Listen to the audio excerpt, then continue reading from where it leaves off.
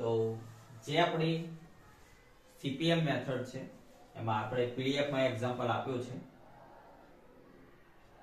Generally network diagram દોરવાની બે method છે, એક્ટિવિટી ઓન નોડ અને નોડ ઓન એક્ટિવિટી.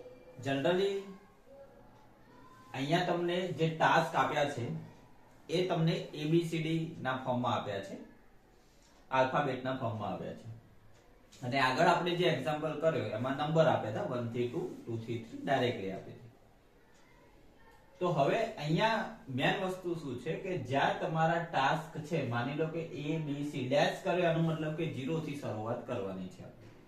તો અહીંયા આપણે ડ્રો કરવાનો ટ્રાય કરીએ, ધ્યાન આપો. તો સૌથી પહેલા હું અહીંયા 1 નંબર આપી દઉં છું, જ્યાંથી અહીંયા A,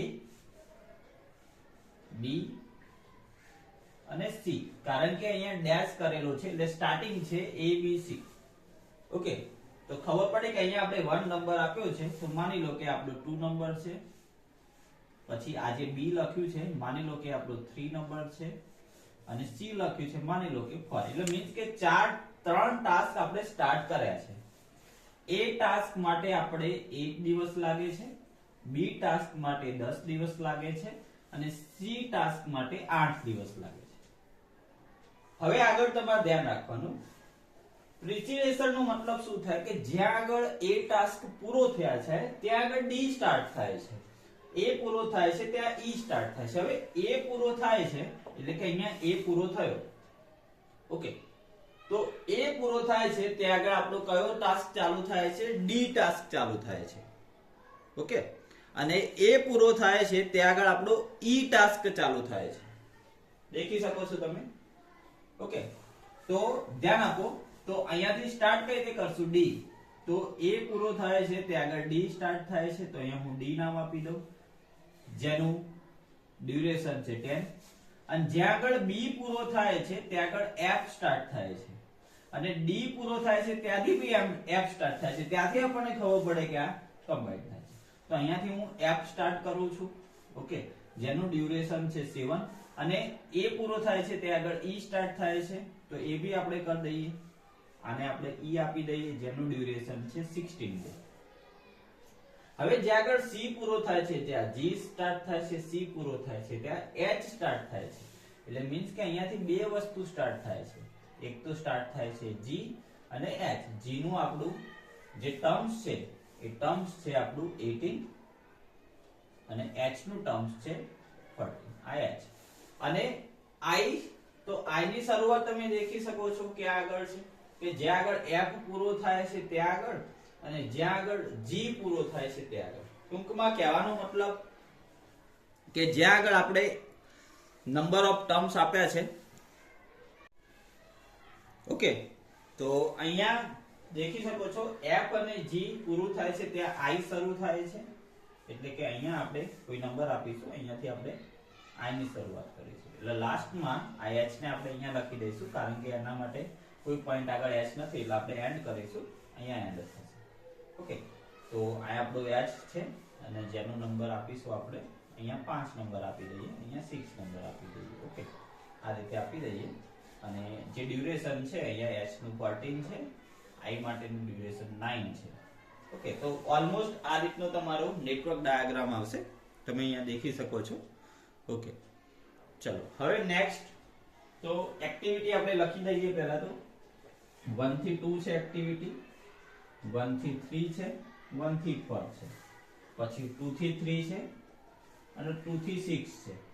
ઓકે, ચલો એના પછી 3 પોઈન્ટ ની વાત કરીએ આપણે, તો એક તો 3 to 5 છે. ઓકે, 4 પોઈન્ટ ની વાત કરીએ તો 4 to 5 અને 4 to 6 છે. ઓકે, 5 પોઈન્ટ ની વાત કરીએ તો 5 to 6. આ રીતની એક્ટિવિટી આવશે, એટલે ટોટલ 9 એક્ટિવિટી અહીંયા થશે. ઓકે, ચલો આગળ આપણે વાત કરીએ. તો ડ્યુરેશન આપણા જોડે છે 1 થી 2 માટે 8 છે, 1 થી 3 માટે 10 છે, 1 થી 4 માટે 8 છે, 2 થી 3 માટે 10 છે, 2 થી 6 માટે 16 છે, 3 to 5 માટે 17 ડે છે, 4 to 5 માટે 18 ડે છે, 4 to 6 માટે 14 ડે, 5 to 6 માટે 9 ડે. તો આ આપણું ડ્યુરેશન આવી ગયું ટાઈમ. કેટલા દિવસ લાગશે. ઓકે, ચાલો હવે આગળ આપણે વાત કરીએ તો EST નું કેલ્ક્યુલેશન આપણે કરવાનું છે.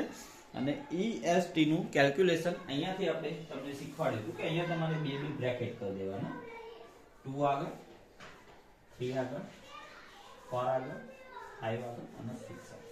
ચાલો 0 થી સ્ટાર્ટ કરીશું.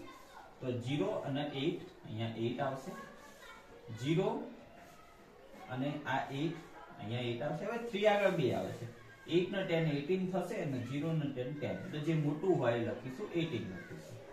ઓકે, 5 આગળ, તો 5 આગળ 2 આવે છે, અહીંયા આવશે આ 17 છે, 18 અને 17 35 થાય છે અને 8 અને 18 26 થાય, તો 35 આવશે.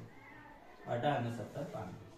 ઓકે, હવે અહીંયા તમે દેખી શકો છો 6 આગળ, 3 આગળ પૂરું, 2 આગળ, 4 આગળ પૂરું, 6 આગળ 3 આવે છે, 8 અને 16 24 થશે, 35 અને 9 42 થશે અને 8 અને 14 22 થશે, તો 42 આવશે. ઓકે, તો 42 આપણું લાસ્ટમાં થશે. તમે દેખી શકો છો 35 અને 9 42 નહીં, 35 અને 9 44 થાય. ઓકે, 44. ચાલો રિટર્ન માં જઈશું. પહેલા EST આપણે લખી દઈશું, પછી લખીએ, ચલો વાંધો નહીં. ચલો રિટર્ન માં જઈએ તો 44 માઈનસ 9 35 આવશે. પછી અહીંયા 2 આવે છે, 35 માઈનસ 18 17 થાય અને 44 માઈનસ 14 તો 30 થાય, તો 17 લખીશું. 35 માઈનસ 18 અહીંયા 17 લખીશું. એ રીતે 3 આગળ તો એક જ જાય છે, 35 માઈનસ 17 તો 18 આવશે. પછી તમે અહીંયા દેખી શકો છો 18 માઈનસ 10 8 થાય અને 16 માઈનસ 10 6 થાય, તો 6 લખીશું આપણે. ઓકે, ચલો અહીંયા 17 માઈનસ 8 તો 9, 18 માઈનસ 10. ઓકે, અહીંયા 18 જ આવશે ને, ચેક કરી લેજો એક વખત. 18 માઈનસ 10 8 થાય ભાઈ અને 16 માઈનસ 10 6 થાય. ઓકે, ચાલો અને લાસ્ટમાં તમે દેખી શકો છો 17 માઈનસ 8, 18 માઈનસ 10 અને 6 માઈનસ 8. ઓકે, તો લાસ્ટમાં આપણે એક જ ભૂલ થાય છે અહીંયા કે અહીંયા હું 16 માઈનસ 10 કરું છું, 16 માઈનસ 6 કરવાના એટલે 10 આવે અને અહીંયા 18 માઈનસ 10 કરવાના એટલે 8 આવે, એટલે 8 આવશે અને 8 માઈનસ 8 અહીંયા 0 આવશે. કમ્પ્લીટ. જે ઓછું હોય એ લખવાનું રહેશે. ચલો EST ની ગણતરી કરીએ તો આગળની હેડ ઇવેન્ટ ટેલ ઇવેન્ટ દેખવાની. 1 માં અહીંયા 0 છે. ઓકે, 1 આગળની વેલ્યુ દેખવાની, 2 ની આગળની વેલ્યુ 8 છે, અહીંયા 2 દેખવાનું, અહીંયા 3 દેખો, 3 ની આગળ કેટલા છે 18. ચલો 4 આગળ, 4 ની આગળ છે 8 અને 5 35. તો આ આપણું થશે EST, earliest starting time, EST. Okay, ચલો હવે આગળ આપણે દેખીએ LFT મળશે. LFT માટે હેડ ઇવેન્ટ દેખવાની. હેડ ઇવેન્ટમાં 2 છે, 2 તો 2 ની પાછળની વેલ્યુ LFT કહેવાય, 8 આવશે. ચલો એના પછી 1 થી 3, 3 માટે તમે પાછળની વેલ્યુ દેખી શકો છો 18 થશે. 1 થી 4, 4 માટે પાછળની વેલ્યુ છે 17.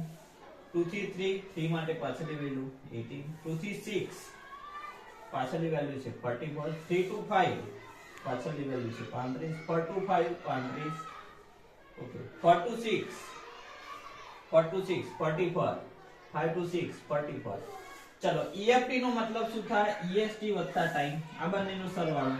EFT નો મતલબ થાય EST પ્લસ ડ્યુરેશન ટાઈમ, આ બંનેનો સરવાળો. 8 10 8 18 24 35 26 22 અને 44. અને LST નો મતલબ શું થાય? LFT minus time duration. Okay, तो 8 minus 8 0, 18 minus 10 8, 17 minus 8 9, 18 minus 10 8. Okay, चलो 44 minus 16 26 28, 35 minus 17 18, 35 minus 18 17, 44 minus 14 44 minus 9 35. Okay, તો અહીંયા આપણે LST ની ગણતરી કરી દીધી છે. દેખી શકો છો તમે LST 089, એના પછી 089 18 માઇનસ ડ્યુરેશન કરવાનું છે. મેં ચોથા નંબરમાં 18 માઇનસ 10 એટલે 8 થશે. Okay, LFT minus time. Okay, complete. એના પછી આવશે 28, 18, 17, 30, 35. ઓકે, 18 માઇનસ 8 એટલે 10 આવશે.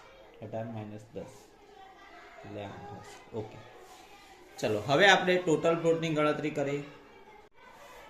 ટોટલ પ્લોટનો મતલબ શું થાય? તો ટોટલ પ્લોટનો મતલબ થાય છે LFT માઇનસ EFT. ઓકે, તો 8 minus 8 0, 18 minus 10 8, 17 minus 8 9. Okay, 17 minus 8 9, 18 minus 18 0, 44 minus 24 20, 35 minus 35 0, 35 minus 26 9, 44 minus 22 22, 44 minus 44 0. ટૂંકમાં જે 0 આયા છે એ આપણો ક્રિટિકલ પાર્ટ થશે 1 થી 2, પછી આવશે 2 થી 3, પછી આવશે 3 થી 5 અને લાસ્ટમાં આવશે 5 to 6. ક્રિટિકલ પાર્ટને હાઇલાઇટ કરી દો. 1 થી 2, 2 થી 3, 3 થી 5, 5 થી 6.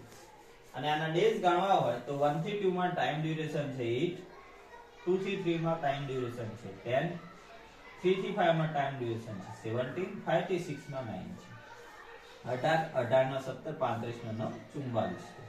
તો આ થઈ આપણી ક્રિટિકલ પાથની મેથડ. આ હતો આપણો એક્ઝામ્પલ. સૌથી પહેલા મેન વસ્તુ છે નેટવર્ક ડાયાગ્રામ, અને આ ઘણી વખત રિપીટ થાય છે આ એક્ઝામ્પલ. આની આગળ આપણે સોલ્વ કર્યું તો એ એક્ઝામ્પલ પણ રિપીટ થાય છે.